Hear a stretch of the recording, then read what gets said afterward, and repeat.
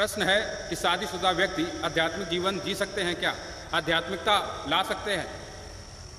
तो अध्यात्म से मतलब क्या समझते हैं आप? अध्यात्म कहीं जंगलों में छिपा है, कहीं पहाड़ों पर पड़ा है, या हिमालय की गोद में अध्यात्म सो रहा है? आप जाएंगे और अध्यात्म आपको आलिंगन दे देगा। अध्यात्म तो आपके भीतर है, धार्मिकता तो आपके भीतर है। किसी मंदिर, किसी आश्रम की चौखट में आध्यात्मिकता कैद नहीं है कि किसी गुरु के पास जाओगे सब कुछ छोड़कर, स्त्री को छोड़कर, पुरुष को छोड़कर, तभी आध्यात्मिक जीवन जी सकोगे। असली सच्चाई तो ये है कि जो विवाहित स्त्री है, जो विवाहित पुरुष है, उसमें आध्यात्मिकता के गुण, आध्यात्मिकता के पुष्प खिलने के ज़्यादा अवसर होते हैं, ज़्यादा संभावना जो विवाहित हैं उनमें आध्यात्मिकता की। लेकिन भ्रम फैलाया गया हमेशा, गलती से या बेहोशी के कारण जिन्होंने विवाह नहीं किया और काम वासना पर अपनी भड़ास निकालते हैं, क्योंकि शक्ति के रहते फैसला ले लिया बेहोशी में विवाह नहीं करना, और जैसे उम्र बढ़ती है तो काम वासना पीड़ा पहुंचाती है, परेशान करती है, कामुकता उठती है, उसे दबाते हैं, और फिर जब उठती है कामुकता तो उस पर अनर्गल बातें करते हैं, अमर्यादित गाली गलौज करते हैं काम वासना को। और फिर आपको लगता है कि शायद हम तो काम वासना में संलिप्त हैं और ये नहीं है, तो शायद हम आध्यात्मिक नहीं हैं, यही आध्यात्मिक है। मामला उल्टा है, पूरी तरह से मामला उल्टा है। तो विवाहित रहते हुए आध्यात्मिक जीवन, धार्मिकता बहुत आसानी से जगाई जा सकती है। 24 घंटे में यदि आपके पास 40 मिनट का भी समय है, उस समय में आप मौन रहते हैं, शांति से बैठ सकते हैं, ध्यान लगा रहे हैं, तो आध्यात्मिक हैं आप। रीति रिवाजों से मतलब नहीं है कि किसी विशेष प्रकार की रीति रिवाजों का पालन करोगे तभी आध्यात्मिक कहलाओगे। यदि अंदर शांति है, सुकून है, संतुष्टि है, आध्यात्मिक हो, धार्मिक हो, बेबस हो, परेशान हो, अनर्गल गाली गलौज में पड़े हुए हो, तो फिर आध्यात्मिकता नहीं है तुम में, चाहे विवाहित हो या ना हो। और मैं जहाँ तक देख पा रहा हूँ, जो विवाहित नहीं है और बाबा बन गए, उनमें आध्यात्मिकता, उनमें धार्मिकता बहुत कम है या है ही नहीं, पूरी तरह से वो खाली है।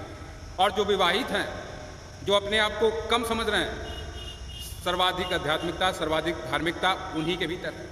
वो थोड़े से प्रयास करें तो सब मामला साफ हो सकता है।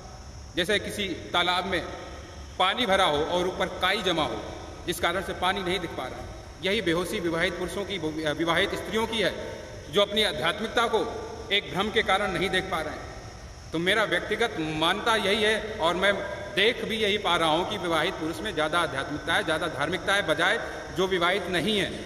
हैरानी की बात है कि किसी भी आश्रम में जाओ, वहाँ विवाहित स्त्री, विवाहित पुरुष ही मिलेंगे, और उन्हीं को वो हे दृष्टि से देखते हैं कि विवाहित हैं, भौतिक संसार में संलिप्त हैं, काम वासना में संलिप्त हैं, और उससे अपने आप को वो नहीं है, इस कारण से अपने आप को श्रेष्ठ समझते हैं।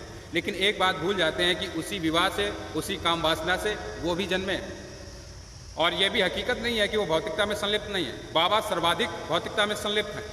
प्राचीन काल के जो मामूली बाबा होते थे और मामूली विद्या सिखाने के लिए दक्षिणा लेते थे, और विद्या सिखाने के बाद दक्षिणा लेते थे, वो भी शिष्य के ऊपर छोड़ देते थे कि जो तुम्हारी मर्जी करे दे देना। लेकिन आजकल के बाबा अरबपति हैं, आम आदमी से ज़्यादा संपत्ति के मालिक हैं।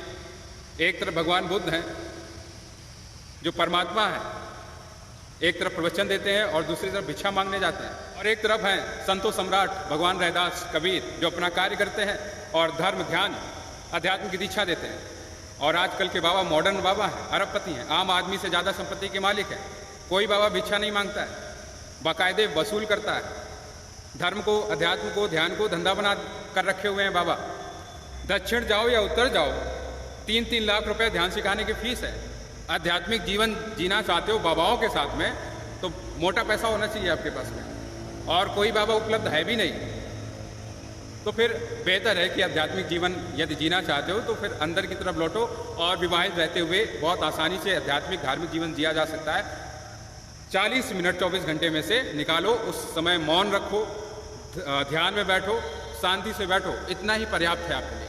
यदि रीति रिवाज को मानते हो कि आध्यात्मिक जीवन जीने का मतलब इस तरीके से चलना है, तो उसे फॉलो कर सकते हो, उसे भी अपना सकते हो, लेकिन मैं आवश्यक नहीं समझता हूँ।